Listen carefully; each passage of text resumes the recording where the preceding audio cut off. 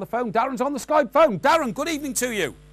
Evening, Mike. Yeah, Darren, good to have you on the show. Thank you very much indeed. Give me your reflections on an historic night at the Bridge tonight.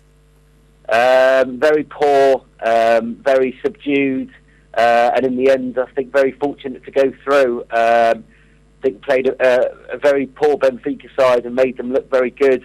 I think if anybody would have switched on the TV with about half an hour to go and wondered which team had 11 and which team had 10, I think they would have plumped for the team in red over the team in blue.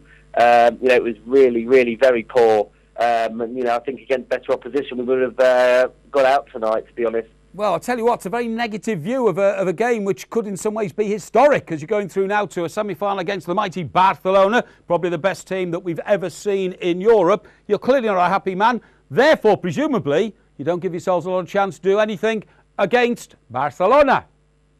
No, you're right, Mike. Absolutely no chance. I think, Guardiola will be quietly confident having watched that tonight. I think... Chelsea of 3 years ago would have given Barcelona a very good game over two legs. I think we're going to have to play substantially better even to make it respectable. I mean, then coming forward, we're just going to get annihilated at the back. Yeah. And we haven't got enough going forward. We had one attempt on target in the first half, and that was a penalty today. And that was against a team that had one recognised centre-back in Luis Au. They had three players out. Yeah. That's not to say what, how we're going to break up a midfield of Xavi, Iniesta, Fabregas, and the like. It's really, obviously fantastic achievement, and we're delighted to be there. Yeah. I think no Chelsea fan in his heart of hearts really believes that we're going to beat Barcelona over two legs. Yeah, OK. Well, I mean, after that rather depressing sort of scenario, Darren, you must believe there's an awful lot of rebuilding work to be done at Chelsea. New manager, almost certainly in the summer. It's not going to be Mr. Di Matteo. New players presumably needed. New start for Chelsea. It's going to be a big one, isn't it? Absolutely. And, I think more than ever, Roman has got to make the right appointment. I think... in hindsight, obviously, hindsight's a wonderful thing. AVB was not the right appointment at the end of the day. I don't think he was a strong enough personality. And I know you're not going to like what I've got to say, Mike, but I'd love to see someone like David Moyes at Chelsea. Well, somebody who's, got a decade of Premier League experience, has worked on a shoestring budget for all that time, and, doesn't take any fancy business from any of the foreigners that he brings in. I think somebody like that could really build a squad and really shape a squad. I really think, it's about time that a British manager was given a top four team, not top four anymore, but a really big job. And he's somebody I'd really like to see at Chelsea, really superb manager.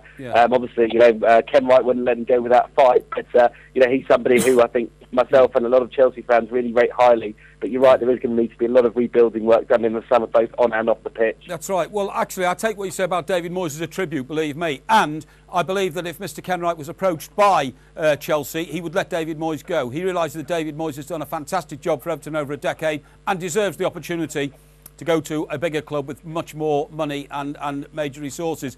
On that basis, Darren, do you see Chelsea now as failing in their quest to be a top four club this season? I think ultimately yes, because we're still in two cup competitions, and obviously the Premier League as well. We've got a tough run in. Let's make no bones about it. We've got 4 London derbies in a row with Fulham, QPR. Tottenham in the FA Cup and Arsenal in the league. Even the league form goes out the window when you're playing London derbies. There's no easy games. Sure. QPR and Fulham are going to want to get one over us.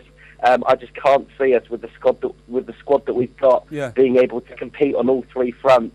And I think I wouldn't be surprised if Mr. Abramovich has a word into Matteo's ear and says, you make sure that your focus is on the Champions League, because it's no secret that that's his goal and that's his ambition to win the Champions League. So I don't think we will finish top 4. I think we will finish 5th or potentially even 6th if Newcastle come to Stamford Bridge and beat us. And ultimately, yes, at the end of the day, 5th is a failure.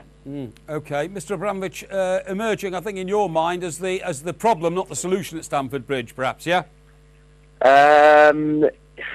I think his lack of patience is the problem. Yeah. And also the fact that he seems to think that money is the answer to everything. You know, we've got a fantastic youth system. You know, I mean, we're in the semi-final of the Youth Cup again. You know, we've got a youth setup that most teams would absolutely die for. Unfortunately, you know, none of them make it through to the first team. You know, look at the likes of Scott Sinclair. You know, is now a proven Premiership player at Swansea. Tore us to pieces in January up at their place. You know, somebody that should never have been let go, was never given a chance. You know, the list goes on and on. The amount of players that are out on loan in Germany and so on and so forth. You know, he doesn't have patience. He wants immediate success. And he thinks that money can just buy that, which unfortunately it doesn't in all walks of life. And I think it needs some more patience. Certainly doesn't. Listen, mate, we're going to move on, but I want to thank you very much indeed for joining me on the show tonight, Darren, and a very, very lucid and detailed analysis of what's wrong with Chelsea. Stay ahead of the game with Sports Tonight Live.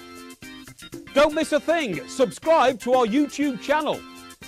Search for Sports Tonight Live on Facebook and like our fan page. Follow Sports Tonight TV on Twitter and tweet us your thoughts and opinions. Sports Tonight Live, it's the platform for the fans.